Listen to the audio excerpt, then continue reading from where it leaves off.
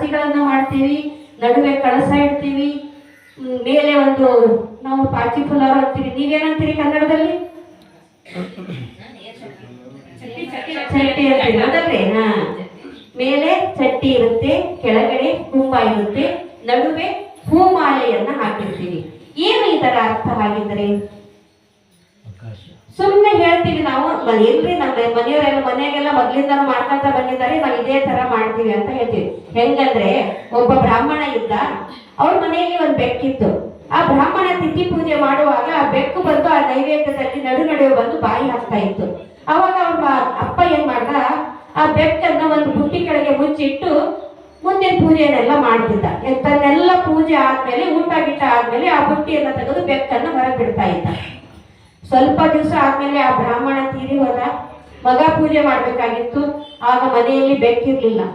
ಅಪ್ಪ ಬೆಕ್ಕನ್ನ ಒಂದು ಬುಟ್ಟಿ ಕೆಳಗಿಟ್ಟು ಪೂಜೆ ಮಾಡ್ತಾ ಇದ್ದ. ನಮ್ಮ ಮನೇಲಿ ಬೆಕ್ಕಿಲ್ಲ ಅಂತ ಹೇಳಿ ಪಕ್ಕದ ಮನೆಗೆ ಹೋದ ಕೇಳಲಿಕ್ಕೆ. ಅಯ್ಯೋ ಬೆಕ್ಕು ಒಂದು ನಮ್ಮ ಅಪ್ಪ ಬುಟ್ಟಿ ಕೆಳಗೆ ಬೆಕ್ಕಿಟ್ಟು ಪೂಜೆ ಮಾಡ್ತಾ ಇದ್ದ, ಈಗ ನಾವು ಬೆಕ್ಕಿದೆ ಹೇಗೆ ಪೂಜೆ ಮಾಡೋದು? ನಿಮ್ಮ ಮನೇಲಿ ಬೆಕ್ಕಿದೆ ಎಲ್ಲ ಕೊಡ್ರಿ, ನಾವು ಈಗ ಪೂಜೆ ಮಾಡ್ಬೇಕು ಅಂತ. ಎಲ್ಲಿ ಬಂತು? ಬೆಕ್ಕು ಬರ್ಬೇಕಾಯ್ತು ಪೂಜೆ ಮಾಡ್ಲಿಕ್ಕೆ. ನಮ್ಮ ಪರಿಸ್ಥಿತಿನೂ ಅದೇ ಆಗಿದೆ ರೀ. ಏನ್ ಮಾಡ್ತಾ ಇದೀವಿ, ಹೇಗ್ ಮಾಡ್ತಾ ಇದೀವಿ, ಅರ್ಥ ಏನು ಗೊತ್ತಿಲ್ಲದೆ ನಾವು ಪೂಜೆ ಮಾಡ್ತಾ ಇದೀವಿ. ಅದಕ್ಕೆ ನಾವು ಅರ್ಥವನ್ನ ತಿಳ್ಕೊಂಡು ಭಕ್ತಿಯಿಂದ ಮಾಡಿದ್ರೆ ಅದೇ ಪೂಜೆ ಸಾಕು. ದೇವಿಗೆ ಇದೇ ನೈವೇದ್ಯ, ಅದೇ ನೈವೇದ್ಯ. ನೀವು ಏನು ಒಡವೆ ವಸ್ತ್ರ ಹಾಕೊಂಡು ಎಲ್ಲ ನಮ್ಮ ಹತ್ರ ಇರುವ ಆಸ್ತಿ ಅಂತಸ್ತು ದೊಡ್ಡಸ್ತಿಕೆಯನ್ನ ತೋರಿಸ್ಕೊಂಡು ದೇವಿಗೆ ಪೂಜೆ ಮಾಡೋದಲ್ಲ. ಮನಸ್ಸನ್ನ ಶ್ರೀಮಂತಿಕೆ ಮಾಡ್ಕೊಳ್ಳಿ. ಮನಸ್ಸನ್ನ ಶ್ರೀಮಂತಿಕೆ ಮಾಡ್ಕೊಂಡು ದೇವಿಗೆ ಪೂಜೆ ಮಾಡ್ಕೊಂಡ್ರೆ ದೇವಿಗೆ ಪ್ರಸನ್ನ ಆಗೇ ಆಗುತ್ತೆ. ನಾ ಹೇಳಿದೆ, ಇದು ನಾವು ಮಣ್ಣು, ಗೋಧಿ, ಹೂವು, ನಡುವೆ ಕೆಲಸ, ಮೇಲೆ ಚಟ್ಟಿ ಅಂತ ಹೇಳಿ. ಇದರ ಅರ್ಥವನ್ನು ಸ್ವಲ್ಪ ನನಗೆ ಎಷ್ಟು ಗೊತ್ತು ಅಂತ ಬಿಡಿಸ್ಕೊಳ್ಳಿಕ್ಕೆ ಪ್ರಯತ್ನ ಪಡ್ತೀನಿ. ಕೆಳಗೆ ಮಣ್ಣು ಅಂದ್ರೆ ಭೂಮಿ, ಭೂಮಿಯ ಒಳಗೆ ಬೀಜ. ಆ ಬೀಜವನ್ನ ನೀರು ಹಾಕಿ ನೆನೆಸಿ ನಾವು ಸಸಿಯನ್ನ ಬೆಳೆಸ್ತೇವೆ, ಅಂದ್ರೆ ಹುಟ್ಟು. ಭೂಮಿಯಿಂದ ಬೀಜ ಹಾಕಿ ಅದರಿಂದ ಹುಟ್ಟು.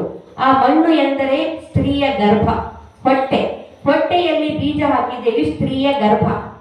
ಆ ಗರ್ಭದಿಂದ ಹೊರಗೆ ಬರುವ ಮಗು, ನಂತರ ಬೆಳವಣಿಗೆ, ಶಿಶುರೂಪ, ಬಾಲ್ಯಾವಸ್ಥೆ, ಯೌವನಾವಸ್ಥೆ, ಹೀಗೆ ಸ್ಟೆಪ್ ಬೈ ಸ್ಟೆಪ್ ಸೊಸೆಗಳು ಚೆನ್ನಾಗಿ ಬಂದ್ರೆ, ಎಷ್ಟು ಚೆನ್ನಾಗಿ ಬಂದಿದ್ದಾವ್ರಿ ನಮ್ಮ ಮನೆಯ ಸೊಸೆ, ತುಂಬಾ ಚೆನ್ನಾಗಿದೆ, ನಮ್ಮ ಮನೆಯ ಪ್ರಗತಿ ಚೆನ್ನಾಗಾಗುತ್ತೆ ಅಂತ ಹೇಳಿ ಒಂದು ಭಾವನೆ ನಮ್ಮೆಲ್ಲರಲ್ಲಿಯೂ ಇದೆ. ಹಾಗಾದ್ರೆ ಮೇಲಿನ ಚಟ್ಟಿ ಏನದು? ಅದೇ ನಮ್ಮ ಅಂತ್ಯ.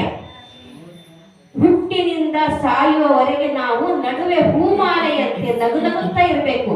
ದಾರಿ ಇದೆ ನೋಡಿ, ಅಲ್ಲಿ ಕೆಳಗಿನಿಂದ ದಾರಿ ಮೇಲಕ್ಕೆ ಹೋಗಲಿಕ್ಕೆ ಹೂವಿನ ಹಾಗೆ ಸುಂದರವಾದ ಮಾರ್ಗವನ್ನು ಸೃಷ್ಟಿಸಿಕೊಳ್ಳಬೇಕು. ನಾವು ನಡುವೆ ಈ ಜೀವನದ